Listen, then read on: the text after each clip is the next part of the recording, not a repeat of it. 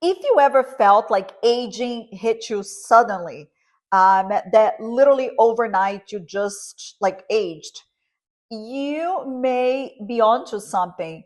So with the women, there are two ages where aging becomes very noticeable: 44 and 60, and there are biological reasons to that. And I'm going to get into the details to why that happens. I'm Dr. Morgana Colombo, board certified dermatologist, founder of Vida Derma, a science based skincare line here to help women as they age. And I am going to get into the biology to why women have two major like aging like milestones: 44 and 60, where they really notice the aging process like significantly. And I'm also going to talk about what you can do to just make the process a little bit easier and make aging a little bit less painful, if you say it, if you want. When it comes to aging, we think in terms of intrinsic and extrinsic aging. Intrinsic is your internal, like biological aging, which is highly predetermined genetically. Um, so that has to do with your DNA, your genetic material.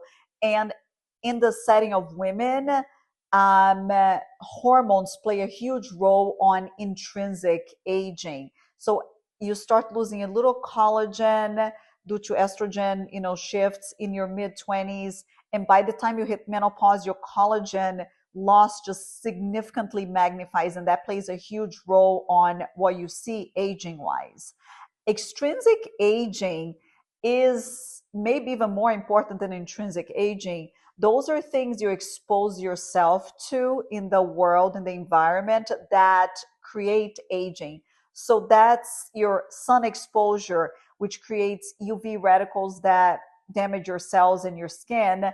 That is probably responsible for like 70% of your skin aging.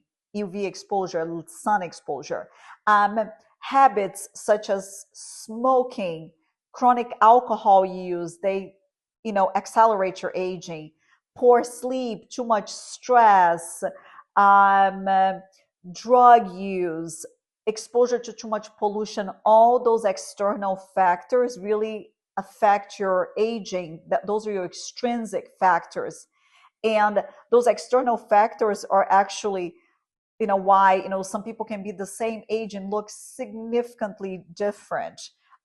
Even with like identical twins, if one smokes and the other doesn't, or one has too much sun exposure, then you see significantly changes on how their skin ages.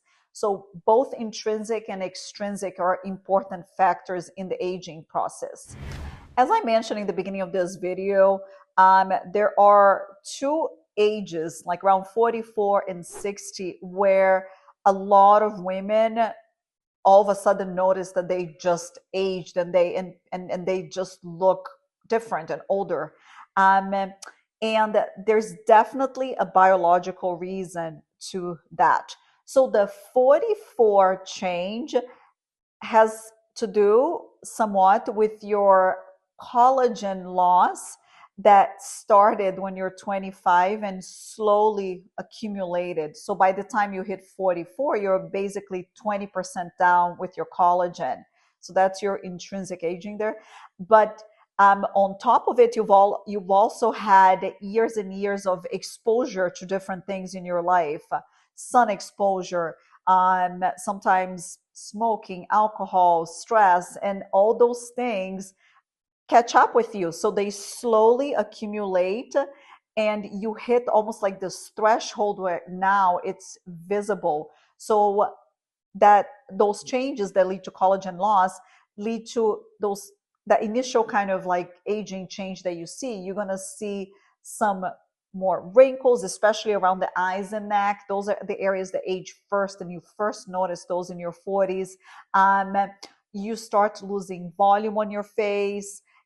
Your fat pads not only like just shrink and you lose volume, but there's also like the ligaments underneath the fat pads, they start to weaken, and then your upper face, your upper cheeks, the fat pads descend, and that just starts making the nasolabial folds, the jawline all sort of like a little bit more saggy and more noticeable. So that first aging, you know, cliff, let's call it this way, that we see at 44 is related to slow accumulation of intrinsic and extrinsic factors. And it's just there's a threshold that gets hit around, you know, mid 40s where people notice that.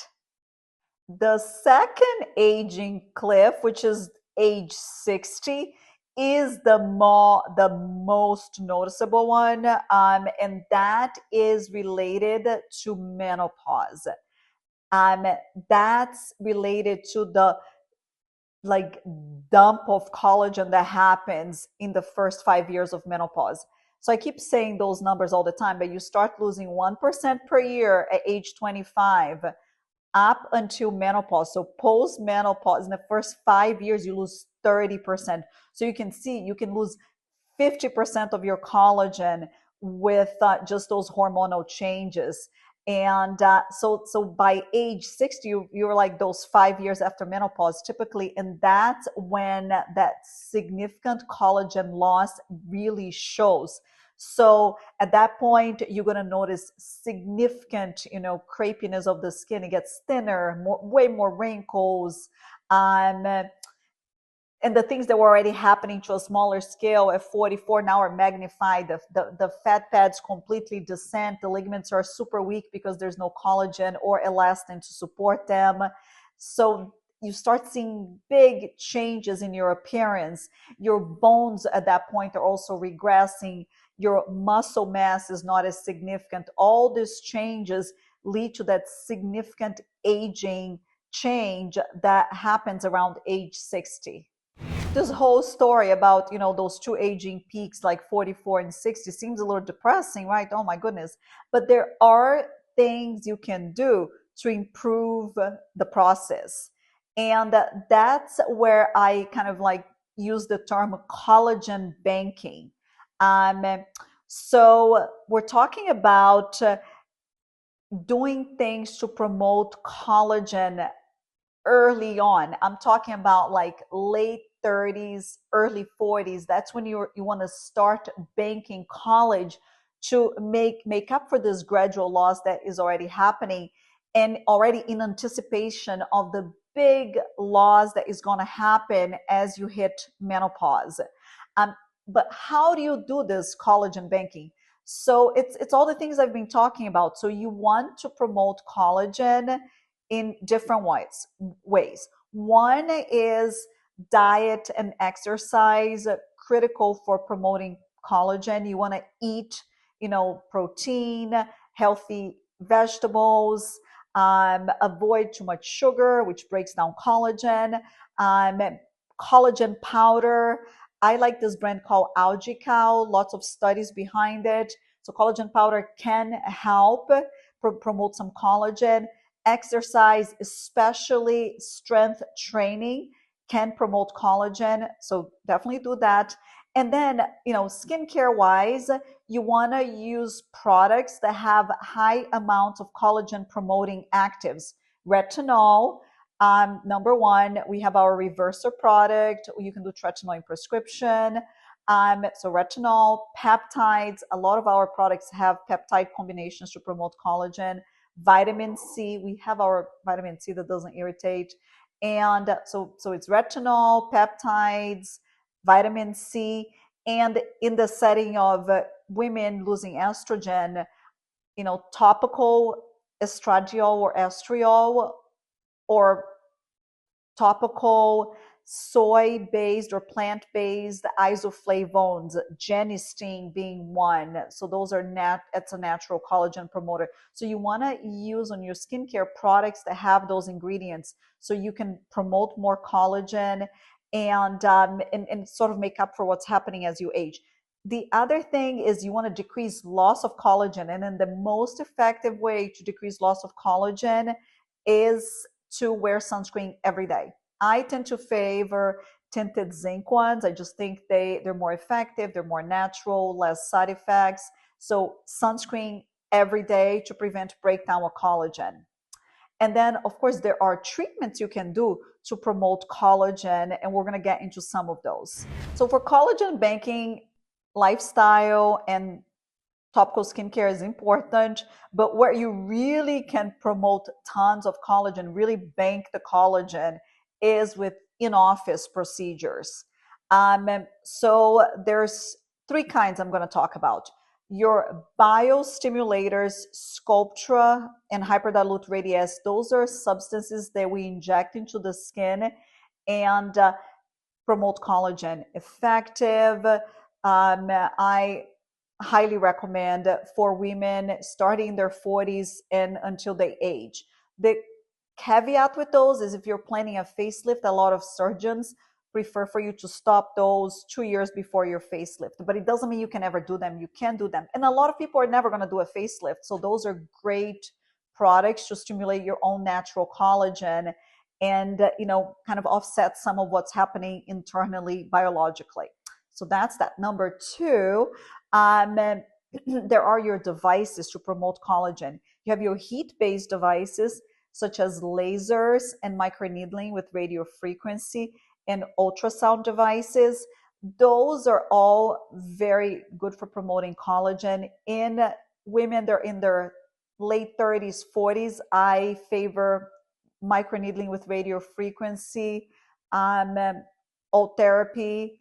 Old therapy has the advantage that it kind of also like stimulates the ligaments to tighten up, which, as the fat, the sand in your face becomes an issue, that's helpful. So old therapy, RF microneedling.